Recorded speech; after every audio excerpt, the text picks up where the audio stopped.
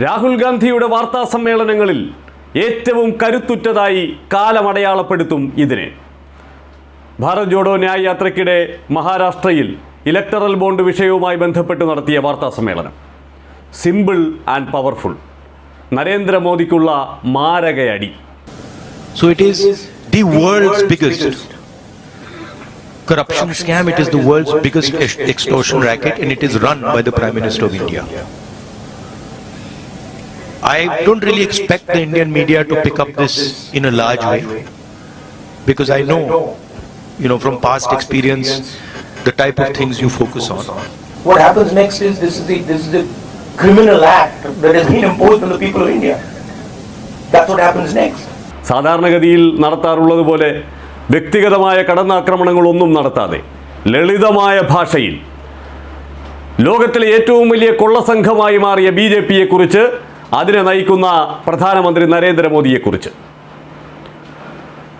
നമ്മുടെ രാഷ്ട്രീയ പാർട്ടികൾക്കുള്ള സംഭാവനകൾ സുതാര്യവും അഴിമതിരഹിതവുമാക്കുന്നതിന് വേണ്ടിയിട്ട് എന്ന് പറഞ്ഞാണ് BJPക്കാർ ഇലക്ടറൽ ബോണ്ട് കൊണ്ടുവന്നത്.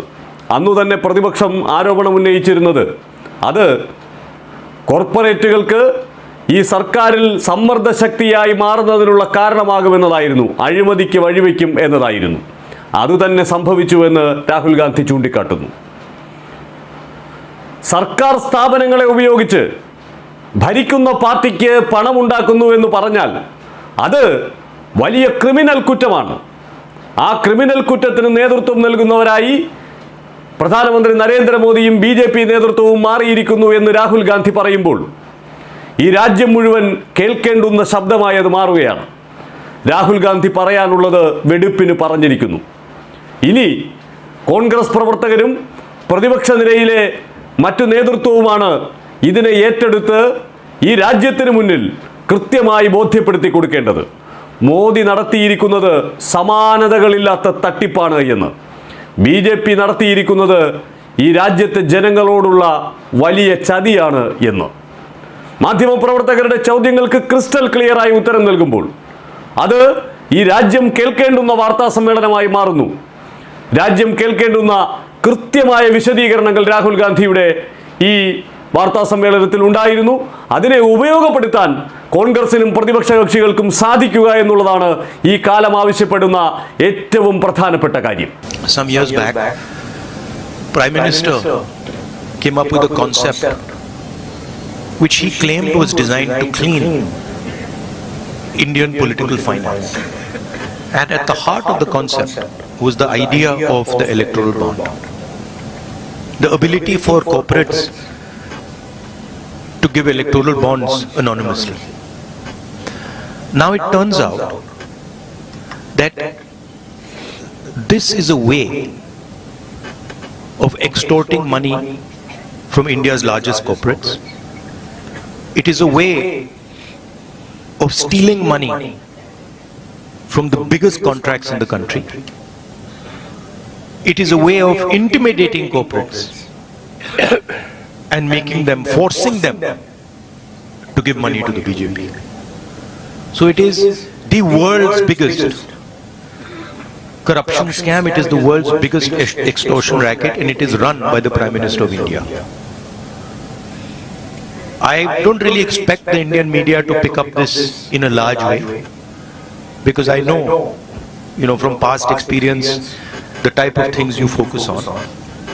But this is huge theft taking place right in front of everybody's eyes, and it has been orchestrated by the Indian Prime Minister. The question is that none of the opposition parties have access to contracts at the national level. None of the opposition parties are giving highway contracts, are giving defense contracts to these people. Okay? So, none of the opposition parties are controlling the CBI. None of the opposition parties are putting Pegasus on people's phones. None of the opposition parties are controlling the income tax department. None of the opposition parties are controlling the extortion directorate. These are all controlled directly by the BJP and by the Prime Minister of India. And what we are seeing is criminal extortion from corporate India. Every single corporate knows this. They are scared, they are pressured, but this is what is going on. The question here is not opposition. The question here is that months after a contract is given, the corporate is suddenly giving electoral bonds to the BJP. The question here is, immediately after CBI is filing a case, ED is filing a case, the corporate is giving money to the BJP. This is the issue here. If you look at these companies, you can see that certain of these companies have never donated money to the BJP, have got an ED case on them, a CBI case on them, and then immediately they are giving money to the BJP. You will see that there are a large number of shell companies here, right, which are connected to other companies, which are giving money to the BJP. It's upfront, right? So don't try and create this idea of technicality.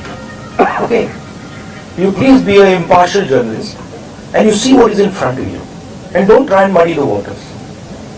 Right? There is no question here of what do you mean what happens next? What happens next is this is the criminal act that has been imposed on the people of India. That's what happens next. An investigation of this act hopefully takes place.